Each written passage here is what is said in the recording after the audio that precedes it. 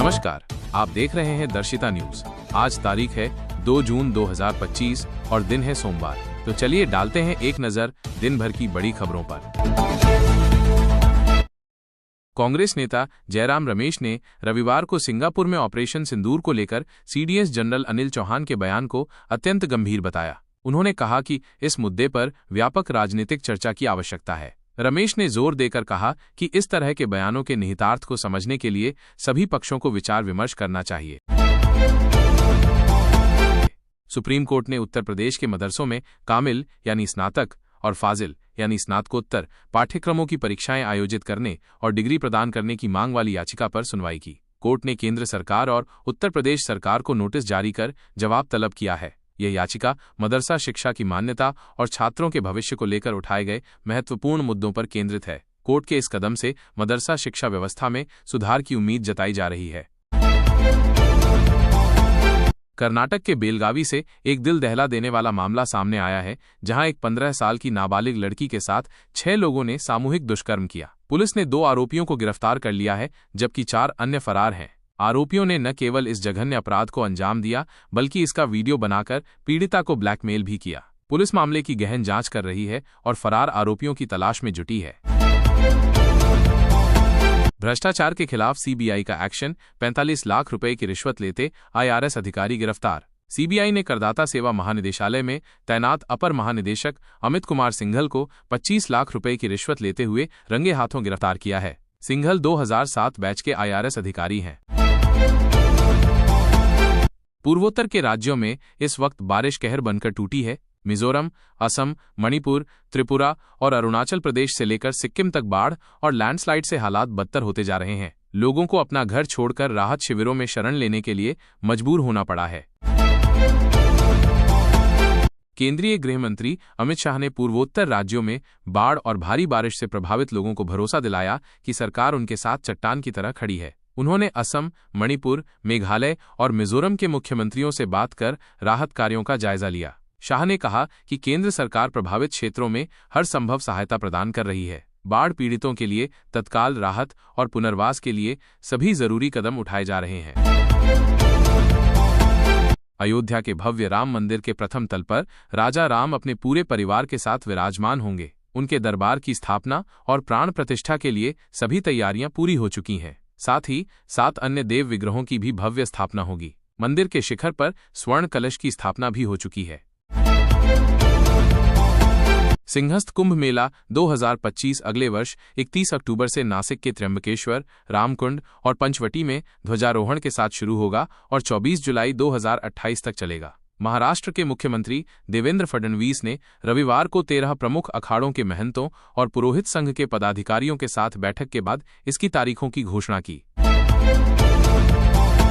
Kolkata ISKCON की famous भगवान जगन्नाथ रथ यात्रा के रथ के पहियों को 48 साल बाद बदला गया है। इस बार रथ में रूसी सुखोई जेट के टायर लगाए जा रहे हैं। फाइटर जेट की टेक ऑफ स्पीड 280 किलोमीटर घंटा तक होती है। हालांकि रथ 1.4 किलोमीटर प्रति घंटे की रफ्तार से चलेगा। तृणमूल कांग्रेस ने बुधवार को केंद्रीय गृह मंत्री अमित शाह के उस आरोप पर कड़ी प्रतिक्रिया व्यक्त की है, जिसमें उन्होंने कहा कि पश्चिम बंगाल सरकार घुसपैठ को बढ़ावा दे रही है। इस पर टीएमसी ने कहा कि सीमा सुरक्षा बीएसएफ की जिम्मेदारी है, जो केंद्र सरकार के अधीन काम करती है।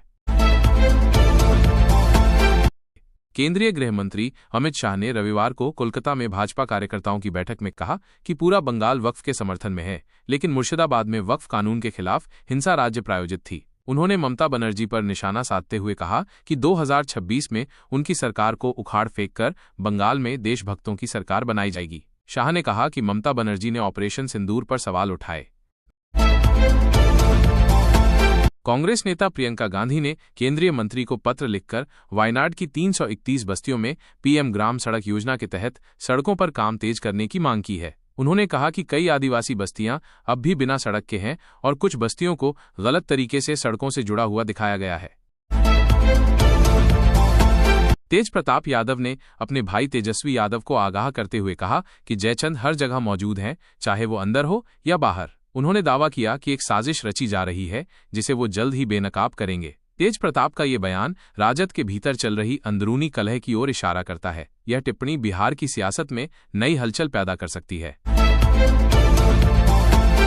यूक्रेनी सेना ने दावा किया है कि युद्ध शुरू होने के बाद से रूस ने अब तक का सबसे बड़ा ड्रोन हमला किया है। रूस ने 472 ड्रोन दागे और 7 मिसाइलों से भी हमला किया। इसके अलावा यूक्रेनी सेना के प्रशिक्षण केंद्र पर हमले में 12 सैनिकों की मौत हो गई।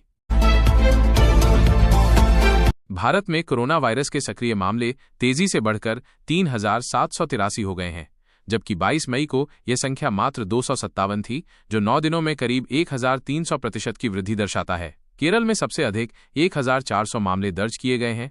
स्वास्थ्य विभाग के अनुसार बीते दिन 1,818 लोग कोरोना से ठीक हुए, लेकिन 2 मरीजों की मौत भी हुई।